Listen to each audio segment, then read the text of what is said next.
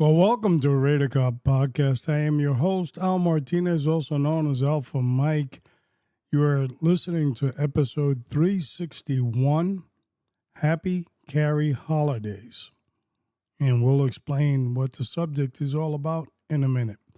But I did tell you in our last podcast that whatever theme was done in the introduction, that would be our permanent theme. So that's the one we are picking. The main event. We've had it for years, probably about 3 years we've had it. But we would start off with our intro, and we would do various other things. But just before the main subject, we would play this song, this theme. But we've decided to shorten the program, and that will be our running theme from this time forward. So no more creating new themes. I think I've done about 10 or 12 of those themes since 2018. So we're not going to be doing any more. That is our original theme, and we're glad that we got that done. We are on episode 361. That's a lot of episodes. I've always said we are building a library. Specifically, what we're talking about is firearms training, firearms development, as far as a student, whether you're a beginner, intermediate, or advanced, there's always something you can learn about firearms. As a former firearms instructor in policing, I'm now doing this in my civilian capacity as a retired law enforcement officer, and enjoying every minute of it, not only in the training aspect, but in the retirement part. Today we're going to talk a little bit about what I have done and what has worked for me that hopefully can work for you. But we'll get to that and a couple of more things. But we're going to start off our intro today. We're going to talk a little bit about what's going on in the world. And I'm not going to bore you with stuff that you're seeing on the media. But I do want to elaborate about me, my personal experience, that maybe you as a listener in this date and time, you can relate a little bit better of what's happening in one specific country in the world. So let me get started. Let's not waste any more time on what we're talking about. As you know, we are looking at issues around the world, and specifically Iran. I don't understand how the United States military could be parked right offshore of that country. The United States is trying to deliberate and have negotiations with the country of Iran. And the Iranians have broken negotiations by saying they will not accept the Americans' negotiation. Now, last time I checked, our United States military was at their shore, not theirs, at ours. So I don't know if you're facing destruction, how you could call off negotiations. But that's my 2 cents, and I'm going to keep on moving. Hopefully, the Iranian people have freedom, because this is what it's all about. Even though a lot of people want to make Orange Man bad, he's no good, he's starting trouble, he's a this, he's a that, we are and when I say we, I'm talking about the United States of America, we are professing freedom, peace, and peace through strength. And right now we have those cards and we're playing them very well.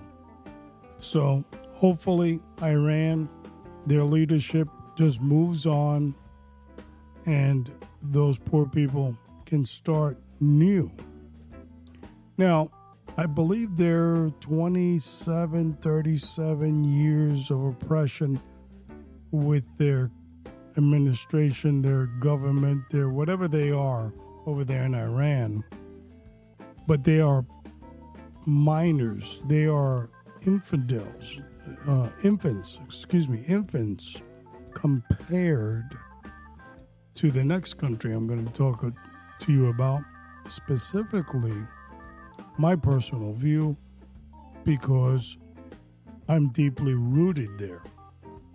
And that is the 67 years of oppression in Cuba. My parents, both of them, were Cuban. They were born in Havana. They actually grew up together in the same area of Havana called El Cerro. My grandparents, all of them, maternal and paternal, were also Cuban. They lived in Havana. I know my grandfathers, one was born in Matanza and the other one in Pinar del Rio, but they lived in Havana, and they also lived in that area of Havana called El Cerro, where my parents met. Both families knew each other. And as a result, here I am. I was born in New York City, and my father came here first. It was a struggle for him to leave Cuba because he was a captain in the military in Cuba under dictator Fulgencio Batista. And so he made an effort, and he was early on in 1960, came to America. When he went to the airport, there were two specific flights that were leaving that day. So he had to take one of the two. There was no ifs and buts about it. There wouldn't be a tomorrow because my father would be, they would search for him for being what they would consider now a traitor in the military. Kind of technical when you're fleeing because you don't want to get assassinated. But anyway, they would regard him a traitor because they wouldn't let him, get assassinated. My father was assigned to the medical corps in the military in Cuba, and that's what he did. He wasn't any Rambo or anything like that. And he escapes Cuba. There are two planes at the airport, one going to Brazil, one was going to Jamaica, but the final destination would be Miami, Florida. My father decided to take the one going to Jamaica with the final destination being Miami. Nothing against Brazil, because I did have some cousins that went from Cuba to Brazil, and they still live there, and I have no idea who they are because I've never met them, which is part of the problem with Cubans. The 67 years of oppression means you don't know your family. And I do not really know all of them. I know a small percentage of them, mostly the ones that were born in America, but I don't know all of them because this is what communism brings. That some Americans are so enthusiastic about having communism near them.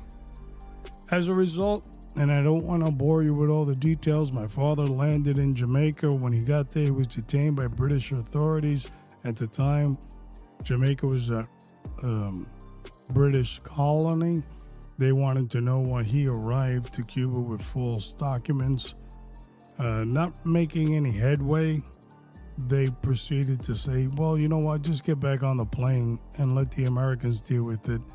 And my father proceeded to go to Miami, where the FBI interviewed him when he arrived for what he told me was 6 hours. And then they let him go. And they said, well, you know, we're going to let you go, but there might be a date and a time where we have to come back and ask you some more questions. Lo and behold, that time never came, because my father would spend over 60 years in the United States and never be questioned by the FBI again. So the struggle, my mother would come over with my older brother. At the time, my older brother would be 1 or 2 years old, which just recently passed away. My grandparents, maternal and paternal, all 4 of them would arrive to America as well as aunts, uncles, and so forth, and cousins. But not all of them. And the separation of family is serious. It is something that most Cuban Americans are dealing with, whether you're Marco Rubio or you're me, Alpha Mike. You are going through the same thing. My parents became proud American citizens. My mother, I believe, her first time ever, she told me, ever voting in her life, because she never had the opportunity to do it in Cuba, would be in 1980 or 81 during the Jimmy Carter, Ronald Reagan race. I remember her arriving. We lived in New York City at the time, where I was born and raised. And I remember looking out the window at the house, and I looked down, and she had just arrived with my father in the car. She came out of the car, and she was celebrating with both hands up in the air, because she had experienced freedom in America, with the freedom of voting for the person that you wanted. My mother would cast a vote for Ronald Wilson Reagan, in believing that he would be the candidate to free Cubans from the oppression in Cuba, but it did not happen. Presidents since Eisenhower had promised the Cubans that were coming to this country that they would see freedom. And I'm not going to get into the history of each one of them, but all of them fell short. In recent events, 47, Donald J. Trump has taken it upon himself to make this promise happen. When he first picked his Secretary of State as Marco Rubio, we knew as Cuban Americans that the possibility was even greater. And here we are. I just wanted to share that with you, not to bore you, because I probably did, but for you to know that Cuban Americans that were either born here or came here when they were small, or came here as adults, or came here as orphans, with Catholic Charities took them in under a program called Pedro Pan. They became very successful, very rich, very affluent in areas of Miami, New Jersey, and all around the country are Cuban Americans. In Tampa, they are Tampanians, mostly, which basically means they lived in Tampa way before Fidel Castro. Probably close to over 100 years they've been in America. They went from Cuba to Tampa, Ybor City, specifically for the tobacco. When the independence of Cuba and the civil war with the Spaniards, a lot of Cubans were coming to Tampa because they had moved their tobacco farms from Cuba to Tampa. So those individuals, a lot of them are called Tampanians. They regard themselves, of course, as Americans. That's what they are. Their primary language is English. They understand Spanish, but they see themselves as American. Nothing wrong with that because I was born in New York and I see myself as an American too. So I just wanted to share that with you because I think it's important. I know we live in a society that we don't care about other people, that we really could care three, poops about somebody else. But sometimes when you hear somebody's story, it gives you a better position or understanding of what their plight is. So, as a Cuban American, my parents and grandparents are all buried in the United States of America. Even though they were born in Cuba, they never went back home. I'm a product of them, and I would love nothing more to go to see where they were born, where they were raised, not as a Cuban, but for me, to see it as an American. Each one of my parents and grandparents were all American citizens. Today's episode is number 361. We're going to talk about the Happy Carry holidays, and we're going to talk about all the good things you could do during the holidays in purchasing pretty good weapons because the manufacturers of guns are pushing out old models, bringing new ones in. A lot of people don't know that. It's similar to the car business industry, and we're going to talk about that in a second. But if you are looking for gun training and you live somewhere in the Tampa Bay area, you can call us at RaiderCopTAC.com. That's RaiderCopTAC.com. There we can teach you whether you're a beginner, intermediate, or advanced, any evolution you're looking for, whether it's revolver, pistol, shotgun, rifle, carbine, you name it, we'll teach it. Even tactical baton, pepper spray, things like that. Because your safety is paramount. And self-protection is what you should always have on your mind. Not whether should I carry a gun, because some people think I shouldn't, and there are many people that are scared of guns. No, it's your God-given right to bear arms and protect yourself and your family. So one thing that I suggest heavily, get trained on how to do that. And, invest in yourself, which is very important. A lot of people are doing one thing and going straight to the gun stores, purchasing a gun, going home with it, and maybe they'll shoot paper one day.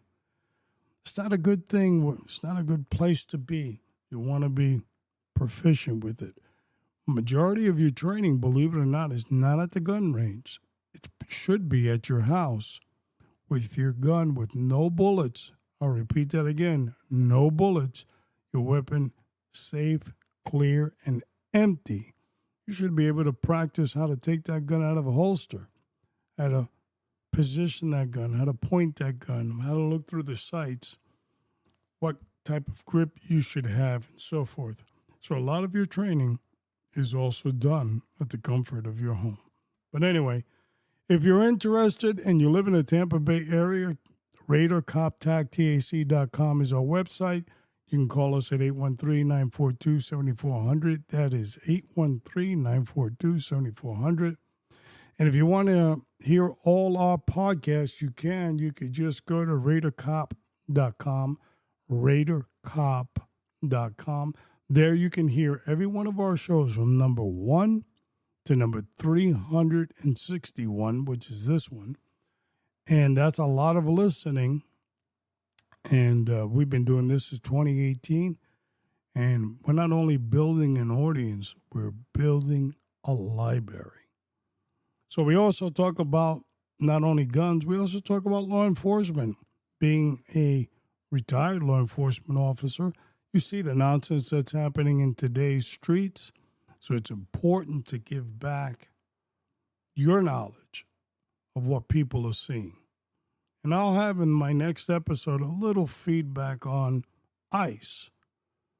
I wanted to kind of stay away from that drama, but not everything that you hear is actually true about ICE being so perfect. I'm 100% in favor of deporting illegals. That's not what I'm saying. I'm saying, were they properly trained?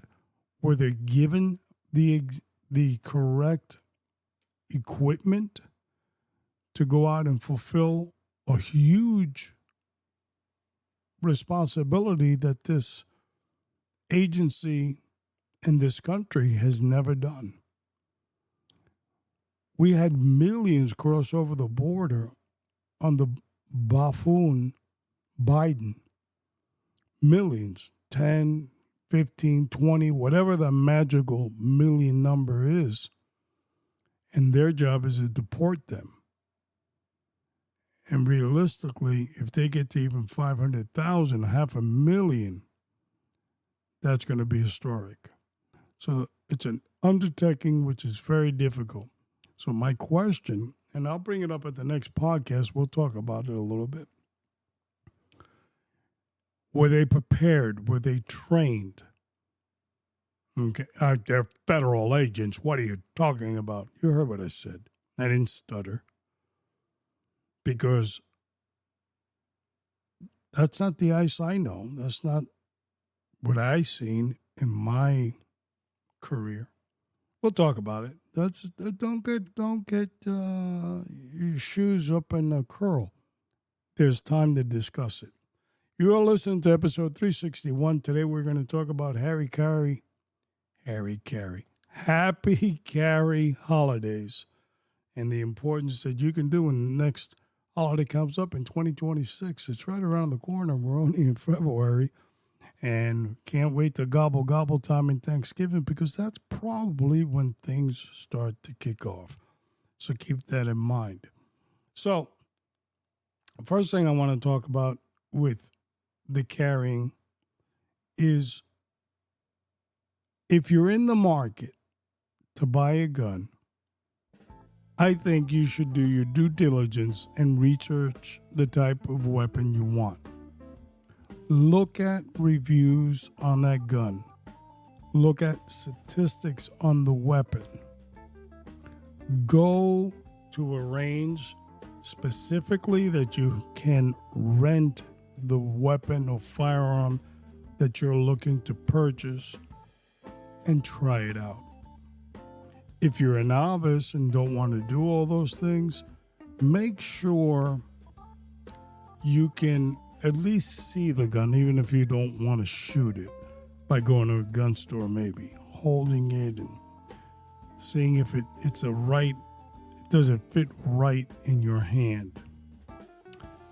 But once you've done your due diligence in which weapon you want to pick, instead of running off like your hair's on fire and throwing a deposit down and purchasing it, sometimes you should also do in your research with the manufacturer that you're looking at. For example, Glock or Smith & Wesson, like that.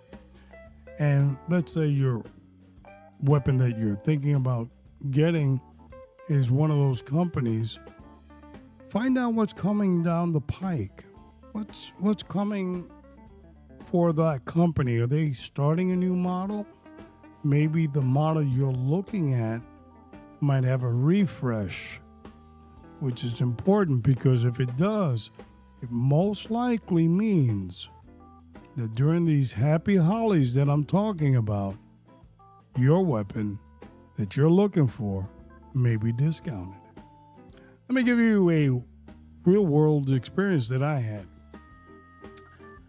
I had shot the CZ P10. And the CZ, beautiful gun, excellent trigger. I mean, I can go on and on. I own it, and I've had shows about it. And I was looking probably about 2 or 3 years prior to purchasing, should I get it, should I not get it, see if something else better might come out. But the CZ still looked good. I still remember all the due diligence that I did in research, and I knew that that was definitely a headliner. Then I found out that CZ was going to do a compensated version of that model. And I said, now it's time to make that move. And I did. And during the Happy Hollies, right around the Gobble Gobble Thanksgiving time, I found one. And I found it at ridiculous discounted rates. $299, and I became a happy camper. I got the weapon that probably 2 or 3 years earlier was for something. So I'm not saying to be a cheapskate, but I came in at the right time at the right place. The company wanted to do a refresh. I was perfectly fine with the model that they had prior to that refresh, or they're having prior to that refresh. And I said, no, I'll just go with that one, because the refresh now is almost $450, $500. And I'm happy I did. Now, does it stop me to go to that higher one? No, I could have taken a look at that one too. But I was content. I had done my due diligence, and I knew that the P10 CZ would be a perfect fit in the arsenal, and I acquired it. I also, in that research, found out that a lot of Glock holsters will fit a CZ, making me extremely happy. Because if some guns you might buy, and I hate to call out Beretta, the APX A1, which if you can find a holster for it, it's like hitting the lottery. That's how bad it is. You want to avoid that at all costs in your research and development.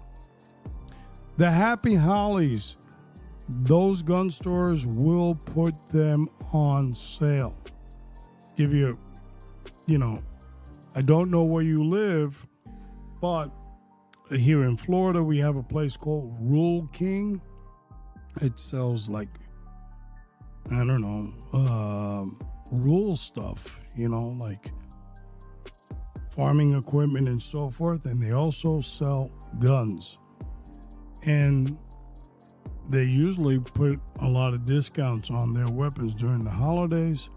And I've brought from them in the past at good prices. I've also gone to Bass Pro right before the holidays, sort of like in that Thanksgiving. They will start putting some of the ones that they want to move off the shelf at a discounted rate. See, gun manufacturers and gun stores do just like the car industry. They've got to move the product off, I don't want to say the shelf, but the safe. Gun stores have to move these models. And those that really sell very slow, well, what happens is that a lot of these gun stores won't buy them anymore. Why should I buy or, acquire a certain brand of, let's say, pistol, 9mm, everything else, so it could sit at the gun store collecting dust because it doesn't move. And I'm not going to call any companies out by name, but it won't move. So I got to move that product that people are really interested, the hot commodity, let's say. And the ones that, if you're in the gun business, if you know, you know. And since you know, you can pick it up and buy it at a reasonable price. So those are the two companies that I've gone to. I've also gone to Sportsman and gotten, I think, twice a good deal during the happy holidays. Now, do you have to wait for the holidays? No, you can buy a gun whenever you want, especially if you live in Florida. There's no restrictions almost. And our beloved Governor DeSantis here has even done no tax on guns during a certain time frame in Florida. I don't recall what it is, but it's quite lengthy. It goes on for several months that you can buy ammunition or a weapon, a gun, tax-free. So our governor's contribution to the Second Amendment, and we are happier and better for it. So this is just a show to, as always, for you to think out of the box. It's not it's not a quiz. If you have the right or wrong answer, no, just the opposite. There is no wrong answer. We're just trying to educate you. Keep your eye on those weapons that you're interested in. Do your due diligence in researching. Find out if that model is going to have a refresh. Also find out, is that model going to have like a superior model to it? Because those are indications that they might put that specific one you're looking for on sale. Make sure that you can hold it, fire it, test it. If you don't have one or a friend that has one, you might want to go to a shooting range that rents those or that specific model so you could test it out. But whatever you do, make sure that you know the weapon and that you're comfortable with it. And then, of course, look for that perfect time to purchase it and become a happy carrier of that weapon. The other good thing is that during the happy holidays, or mostly around the country and lately in Florida, it is extremely cold. Cold weather brings somewhat of a joy to me because it allows me to carry concealed outside of a pair of shorts and sandals. So I get to wear, like everybody else up north, winter clothing, and I can carry bigger and better. And that's always a good thing, too. I can see how our friends in the north that are Second Amendment deprived, how they would feel if, you get what I'm saying. It's cold down here in Florida now, and I'm wearing a coat, and I don't do it all the time, and they live up north, and they don't have a gun all the time, that kind of stuff. All right. So that's my little take on the subject of happy carry holidays. You cannot go wrong. And another thing is, let's say you don't want to buy a weapon. You can buy a trigger, sights. There's a lot of sales. There's a lot of stuff moving because in January would be SHOT Show in Las Vegas. And that is a big ticket item. It's like, what is it? They do the auto people. They do the Detroit Auto Show, is it? I think that's the first one or the biggest one. And everybody comes to see the new models that are going to come out, in 2020, whatever. And they run out there. Well, SHOT Show is similar in Las Vegas. And they show you the latest and greatest that they're going to be doing in products. And there's a lot of emphasis now on better caliber 9mm. There's a progression on that caliber of weaponry.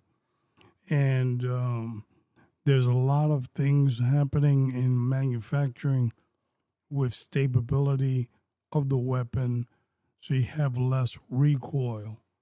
So weapons are going to be better in the future, not worse. And it's good to know. So keep your eye on the ball. Keep yourself educated in guns, especially when it comes to the law in the state that you live in, because they change them like they're socks and underwear. Specifically, if it's a blue state, they make them up as they go along.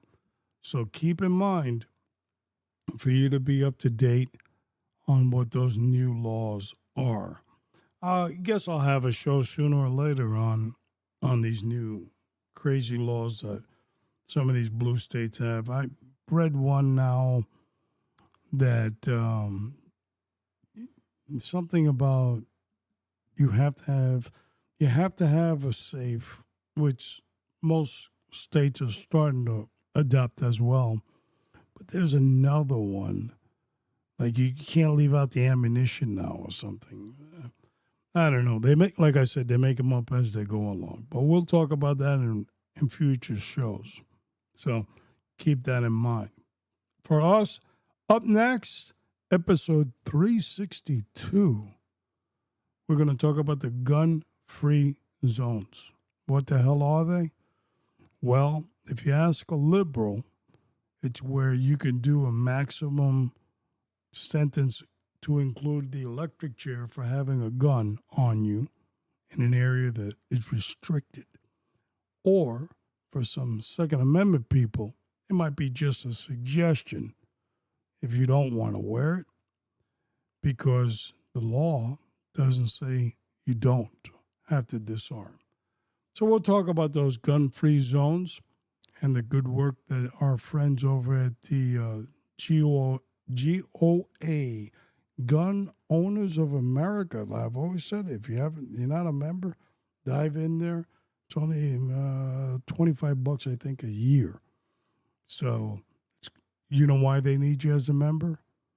Because the more members, the more noise they can do in Washington, D.C. It's that simple. It's not very difficult. All right. If you are looking for a good gunsmith, I know who he is. His name is Pistol Pete the Gunsmith. He's down in Miami, and his information is down on the bottom of the show notes. This man does magical work with guns. How do I know? He was my gunsmith, my armorer when I was in law enforcement. So every time I put on my uniform and had my weapon on me, I was good as golden because Pistol Pete was taking care of my gun when I was working. So now that we're both retired, I believe in Pistol Pete even more. So like I said, his information is down on the bottom of the show notes.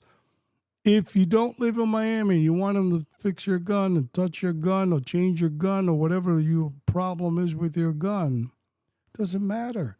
Give Pete a call.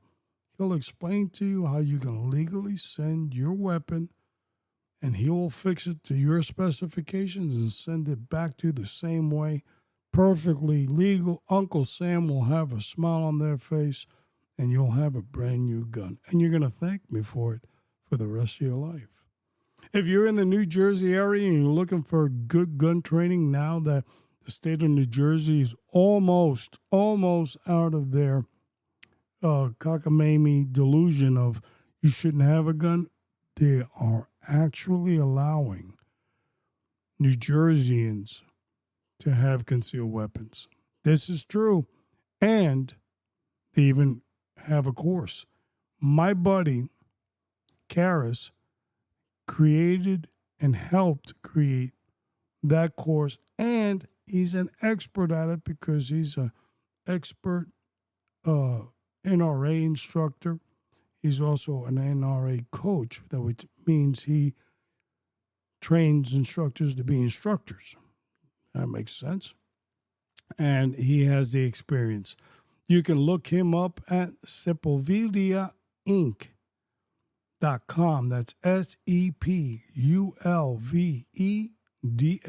Inc.com. And you're going to love me every second of the day if you go there that I tipped you off to that. And if you're down in South Florida and you're looking for good gun training, AAA Gun Safety of South Florida with my good buddy Amalo. His website is AAA, that's 3 A's if you're out in California. I love you guys in California. Number one state of our listeners come out from California. You know why? They live in oppression. They're worse than the Cubans in Cuba. I feel so bad for them. But anyway, I'm saying these jokes about you. You know what? I'm going to change it. I'm not going to say if you live in California. I'm going to say Minnesota now. So if you're out in Minnesota, that's AAA, that's 3 A's, AAAgunsafety.com, AAA Gun Safety, that's AAAgunsafety.com. So continue to pray for yourself because without you, we have nothing. Continue to pray for your family, for your community, for your country, and most importantly, continue to pray for the United States of America. I will see you downrange.